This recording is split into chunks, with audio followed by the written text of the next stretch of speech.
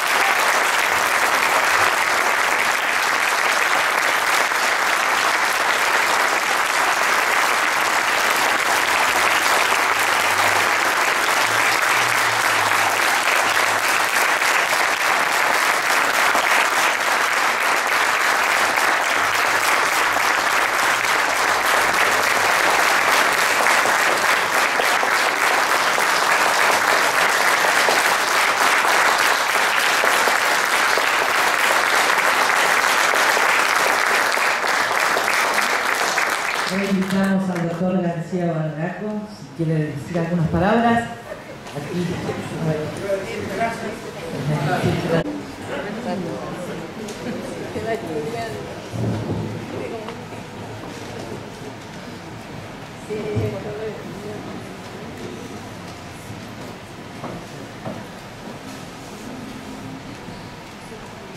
Bueno, buenas tardes.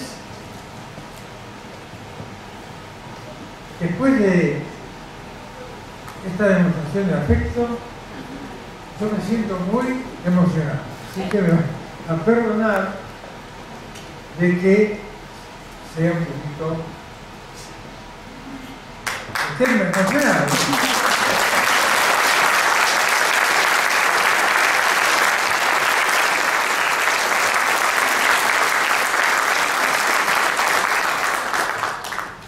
Porque le tengo que decir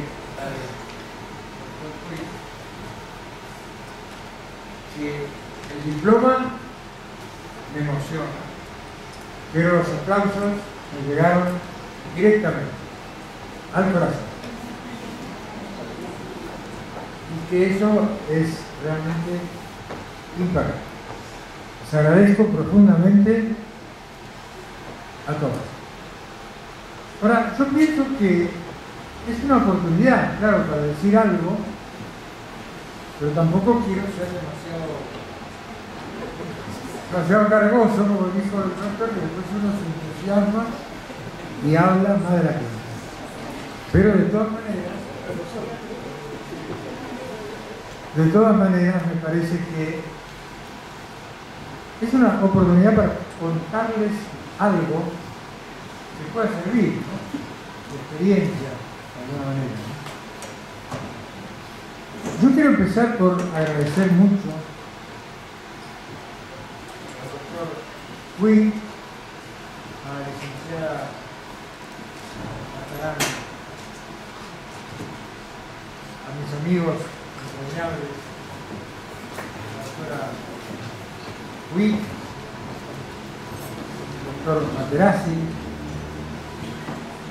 y los organizadores de este evento, desde ya, y a los que me votaron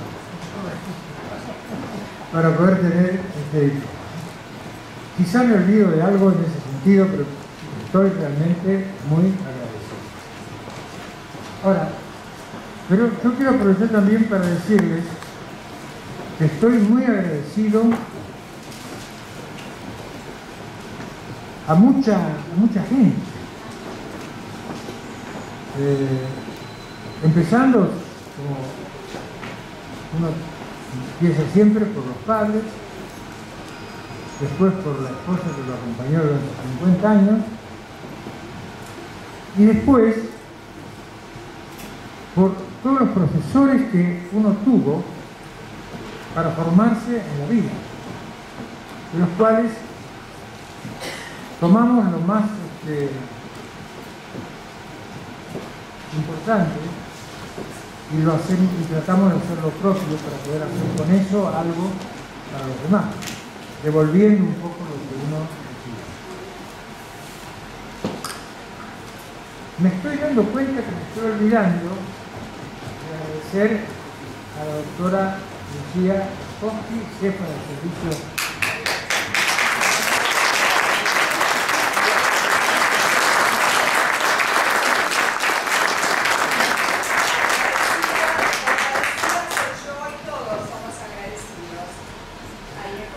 El agradecimiento es mutuo siempre, porque si no, no es agradable. Así que en eso estamos, ¿no? Pero la doctora no solamente apoyó este proyecto, que empezó en el 97,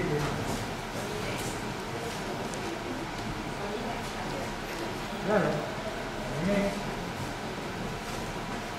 y lo siguió apoyando con su presencia y con su calidez humana para poder seguir trabajando y desarrollando esta experiencia que en ese momento era una experiencia todavía bastante nueva, a pesar de toda una trayectoria que el doctor Materazzi explicó y que fue dándome a mí también la posibilidad de hacer, de no tener miedo a alargarme a hacer cosas, porque al principio uno a veces no sabe bien si está haciendo las cosas bien o no, pero se va realimentando de los resultados que son los que le dan a uno el entusiasmo. Entonces, en ese sentido, les quiero contar un poco como que lo que estamos haciendo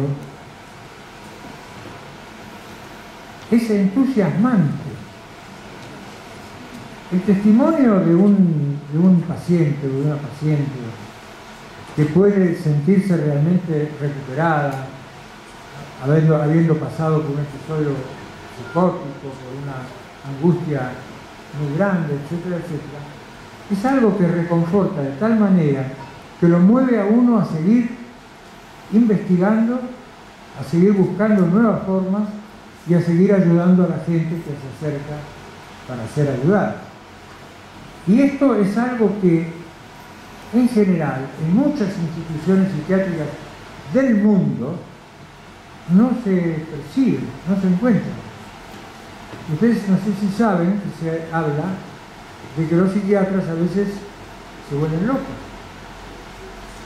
Yo no tuve nunca la impresión de que podía volverme loco y de que la forma de enfocar la psiquiatría que hemos ido desarrollando pueda volver loco a nadie. Todo lo contrario, parecería que aprendemos permanentemente de los que llamamos enfermos como si tuvieran una sabiduría que a veces no tenemos nosotros mismos.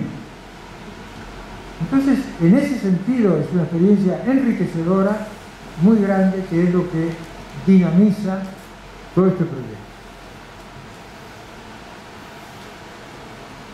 Yo les puedo contar algo de mi trayectoria en el sentido de el reconocimiento que yo tengo por los grandes maestros de la medicina que estaban, digamos, enseñando y estaban vivos, sobre todo en el Hospital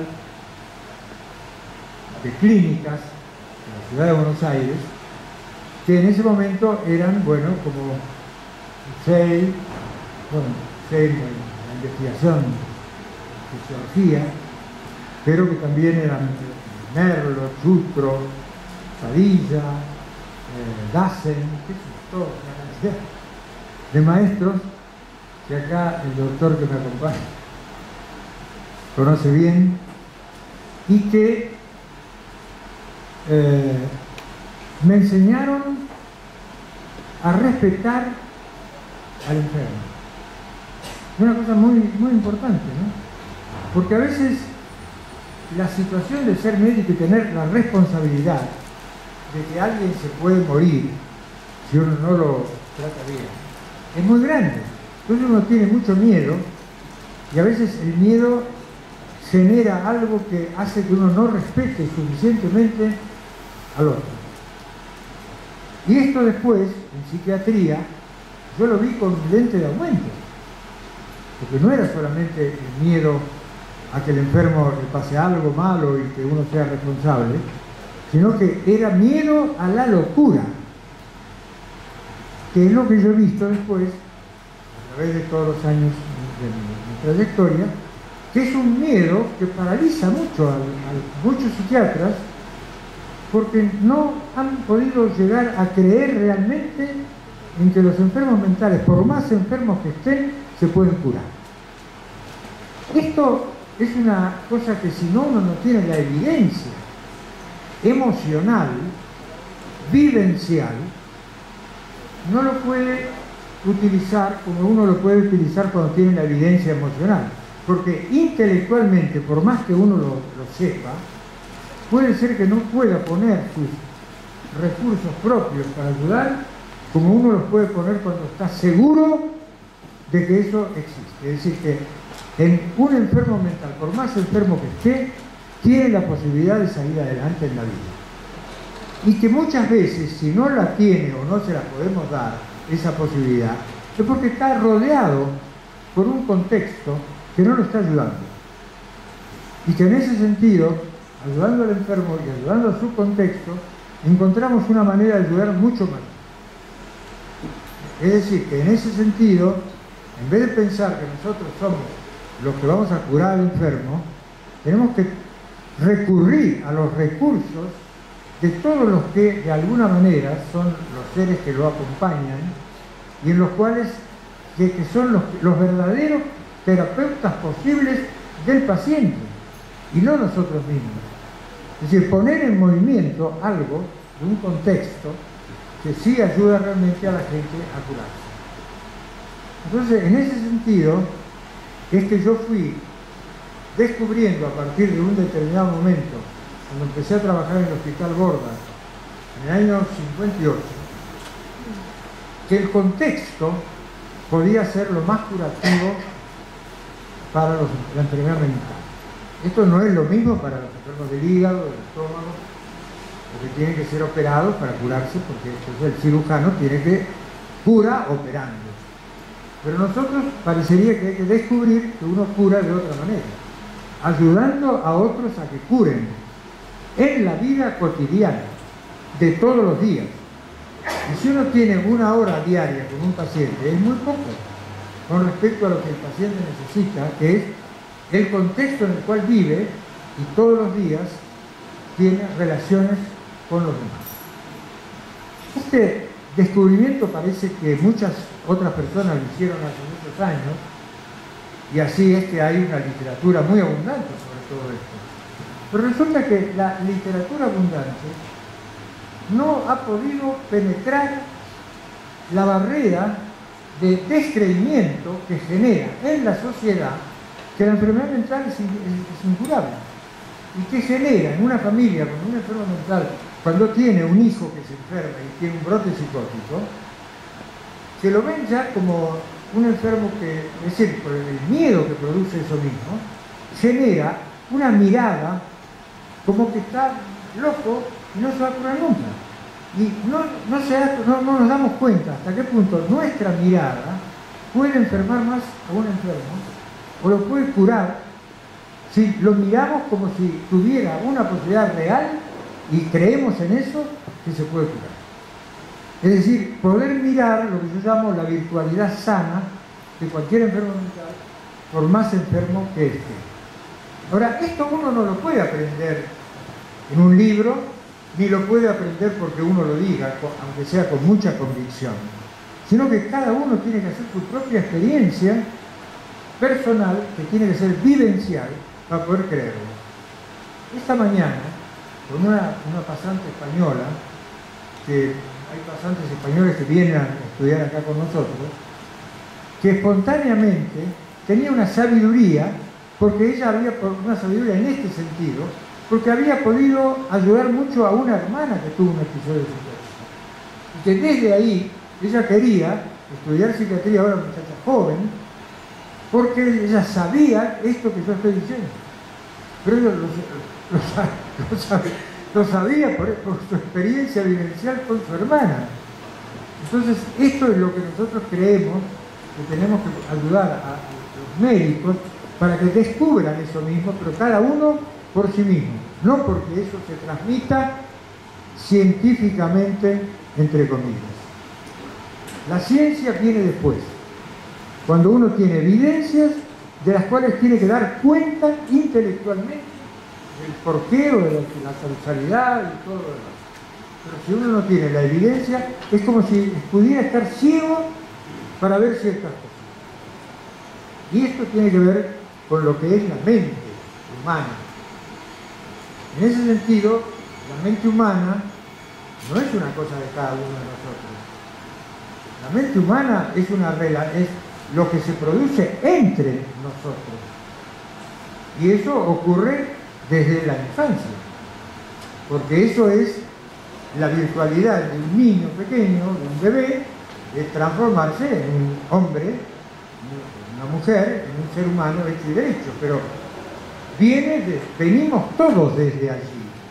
Venimos todos de una mente que tiene solamente una virtualidad y que tiene que ser esa virtualidad estimulada por el contexto familiar y principalmente por la madre, por lo que se llama la simbiosis con el hijo, para poder desarrollarse bien. Y si eso no se da por circunstancias X, puede perturbar la salud mental para toda la vida. Pero no es un daño definitivo. Es una especie de trampa, es una especie de entrampamiento en la vida que no permite que ese chico desarrolle lo que el doctor Puig llamó los recursos estoicos, ¿no? Citando una cosa mía. Los recursos estoicos son los instrumentos, las herramientas, los recursos que ponemos en juego para enfrentar la vida. Fundamentalmente la vida mental de uno mismo y de los otros o con los otros. Porque la vida mental sin los otros no existe. Existe después de haber tenido una vida mental con los otros, existe en un replegamiento en donde uno se busca a sí mismo y dice, ¿quién soy yo? Yo soy un yo. Entonces el yo, bueno, ahora se me ocurre el yo de los argentinos, que parece que los españoles nos dicen que si nos caemos nos suicidamos, nos caemos, tenemos un yo tan grande que... Pero dejando de lado el chiste el yo es una ficción, porque creemos que somos, sin los demás, podemos ser todos. ¿No? Todos. Sí, podemos ser, pero eso porque hemos sido y tenemos a los otros dentro de nosotros. Eso es un poco el subtítulo del libro de psicoanálisis familiar, los otros en nosotros y el descubrimiento del sí mismo de uno, del verdadero de cada uno. Es decir, yo me entusiasmo y después pero por otra parte han venido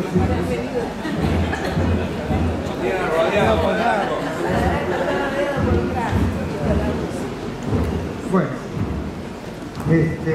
voy a tratar de ir acortando un poco, pero yo les quiero traer un poquito este mensaje, ¿no?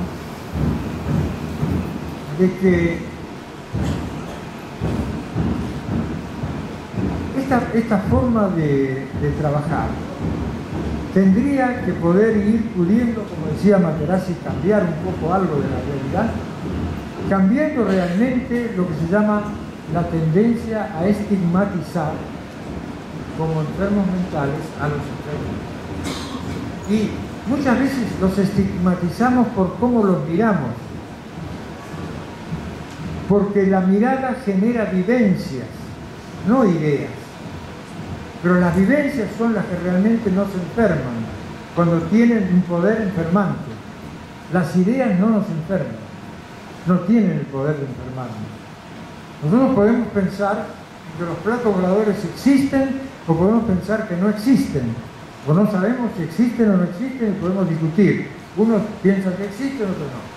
Pero un enfermo mental que cree, digamos, por decir así, en los platos voladores, es porque necesita vitalmente a los platos voladores, porque si no existen los platos voladores, él siente que se va a morir. Porque si lo persiguen, esa persecución la necesita para sentirse el centro del mundo. Si a mí me persiguen, es porque yo soy un psicotista. Los psicóticos son así. Entonces se agarran de un salvavidas, del cual si uno le saca el salvavidas a veces, si un psicótico que tiene ideas delirantes le saca las ideas delirantes con psicofármacos, resulta que empieza a desesperarse buscando de nuevo oír voces, porque las voces lo hacían sentir a él mucho más seguro que sin la voz. Este tipo de cosas son pequeñas bocadillos para poder decir algo sobre lo que quiero desarrollar un poco más. Ese algo tiene que ver con que la evidencia de que lo que uno hace sirve es la única que nos puede dar realmente entusiasmo.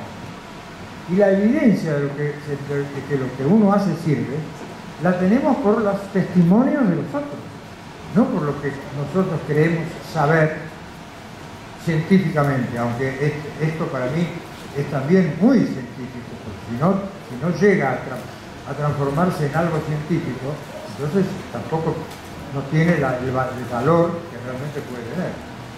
Pero muchas veces hablamos de que las ciencias blandas no son igual que las ciencias duras. Y resulta que las ciencias blandas a veces son mucho más duras que las ciencias duras. Y no nos damos cuenta de eso.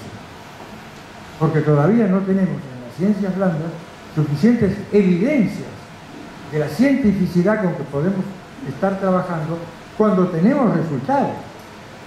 Ahora, en ese sentido, tenemos en este momento que la experiencia de lo que estamos haciendo acá se está llevando a otras partes del mundo y se está haciendo en otros lugares, como por ejemplo hablábamos con el doctor Luis hace un rato de que se está trabajando en Italia y en España especialmente, en Uruguay tenemos acá a la doctora Pallero, a la cual le agradezco enormemente su presencia y está con su esposo, que vino solamente para esto, y bueno, te agradezco realmente mucho, y que está entusiasmada también con esta manera de trabajar. Cuando ella está entusiasmada con esa manera de trabajar, ya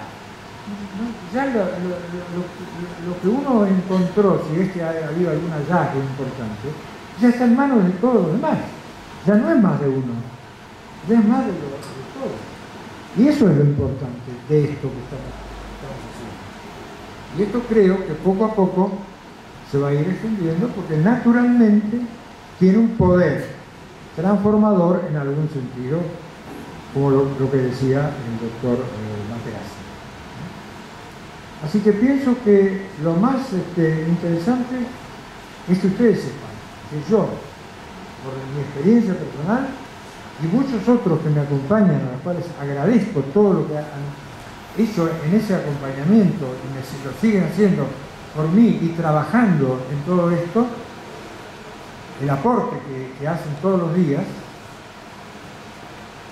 es lo más importante de lo que yo creo que puedo, lo que más satisfacción me da, ¿no? Ver que lo que se ha ido, lo que se está haciendo, está plasmándose en la realidad con un poder transformador mayor que otros emprendimientos en los cuales hemos participado o hemos visto que se han hecho en distintas formas.